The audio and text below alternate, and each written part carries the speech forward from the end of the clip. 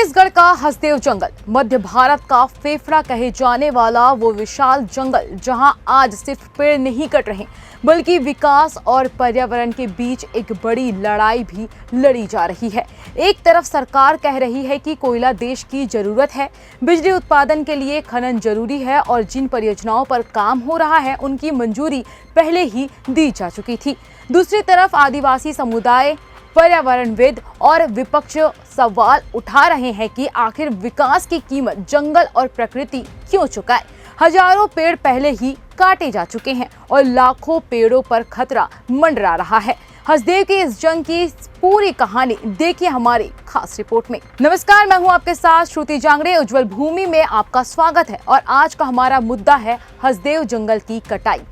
दूर दूर तक फैली हरियाली, जंगल की खामोशी में गूंजती पक्षियों की आवाजें और प्रकृति की गोद में बसे सैकड़ों गांव, ये है हसदेव अरण्य, जिसे सिर्फ जंगल कहना शायद इसकी अहमियत को कम करके आंकना होगा।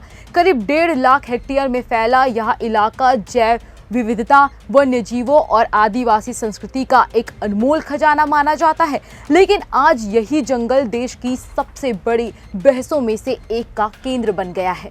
सरकारी आंकड़ों के अनुसार परसा ईस्ट केंटे बासन यानी PEKB कोयला खदान परियोजना के विभिन्न चरणों में अब तक 1 लाख से ज्यादा पेड़ काटे जा चुके हैं। लेकिन आंदोलनकारियों और पर्यावरण कार्यकर्ताओं का दावा है कि अगर छोटे पेड़ों और वनस्पतियों को भी शामिल किया जाए तो वास्तविक संख्या कई लाख तक पहुंच सकती है।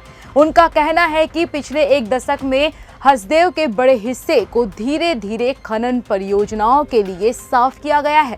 हसदेव के जंगल सिर्फ पेड़ नहीं है, ये हजारों आदिवासी परिवारों की आजीविका है, उनकी संस्कृति है, उनकी पहचान है। इसलिए जब जंगलों में कटाई शुरू हुई तो गांवों से विरोध की आवाजें भी उठने लगी। स्थानीय लोग हसदेव अरण्य बचाओ संघर्ष समिति के बैनर तले लगातार आंदोलन कर रहे थे और अभी तक कर रहे हैं। उनका कहना है कि हमारे लिए जंगल ही जीवन है, जंगल रहेगा तो पानी रहेगा, खेती रहेगी और हमारा भविष्य रहेगा।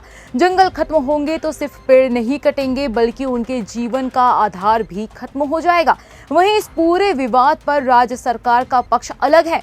मुख्यमंत्री विष्णुदेव साय का कहना है कि जिन परियोजनाओं को लेकर विवाद हो रहा है उनकी मंजूरी पिछले कांग्रेस सरकार के कार्यकाल में ही दी गई थी। सरकार का दावा है कि वर्तमान में जो कार्रवाई हो रही है वह पहले से स्वीकृत परियोजनाओं का विस्तार मात्र है, पर अभी सरकार तो बीजेपी की है तो इसे रोका भी तो जा सकता था।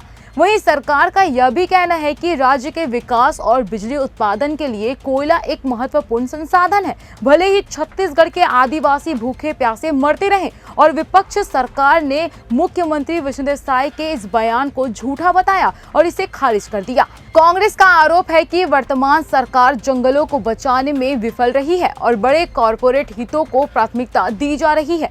विपक्ष का कहना है कि अगर सरकार चाहती तो परियोजनाओं की समीक्षा कर सकती थी, यानी राजनीतिक गलियारों में भी हसदेव अब बड़ा मुद्दा बन चुका है। वहीं विशेषज्ञों की चिंता सिर्फ पेड़ों तक सीमित नहीं है। हसदेव अरण्य हाथियों के प्राकृतिक आवागमन का महत्वपूर्ण क्षेत्र माना जाता है। यहाँ तेंदुआ, भालू, हिरण और सैकड़ों पक्षी प्रजातियां पाई जाती है। जंगलों की कटाई से वन्यजीवों के आवास प्रभावित होने का खतरा भी है। साथ ही जंगलों पर निर्भर जल स्रोतों और स्थानीय पर्यावरणीय संतुलन पर भी असर पड़ सकता है। जंगल सिर्फ लकड़ी का भंडार नहीं होते, ये जल, जलवायु और जैव विविधता के संरक्षण भी होते हैं।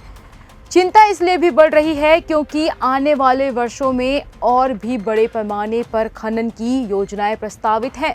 सरकारी दस्तावेजों के मुताबिक खनन विस्तार के लिए 7 लाख पेड़ काटे जा सकते हैं। वहीं केते एक्सटेंशन परियोजना के तहत हजारों हेक्टेयर जंगल प्रभावित होने की आशंका जताई जा रही है। यानी हसदेव की लड़ाई अभी खत्म नहीं हुई है बल्कि आने वाले समय में और तेज हो सकती है। आज सवाल सिर्फ हसदेव का नहीं, सवाल उस विकास मॉडल का है जिसमें एक तरफ ऊर्जा और उद्योग की जरूरतें हैं तो दूसरी तरफ पर्यावरण, आदिवासी अधिकार और आने वाली पीढ़ियों का भविष्य। क्या विकास और प्रकृति के बीच संतुलन बनाया जा सकता है?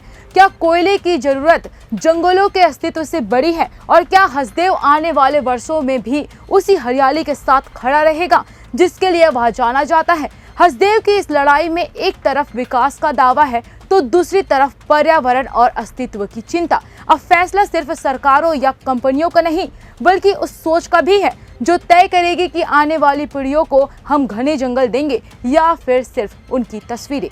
फिलहाल इस मामले में आप क्या सोचते हैं, हमें कमेंट करके जरूर बताएं। और खबर अच्छी लगी हो तो लाइक शेयर जरूर करें और चैनल को सब्सक्राइब करना बिल्कुल भी ना भूलें।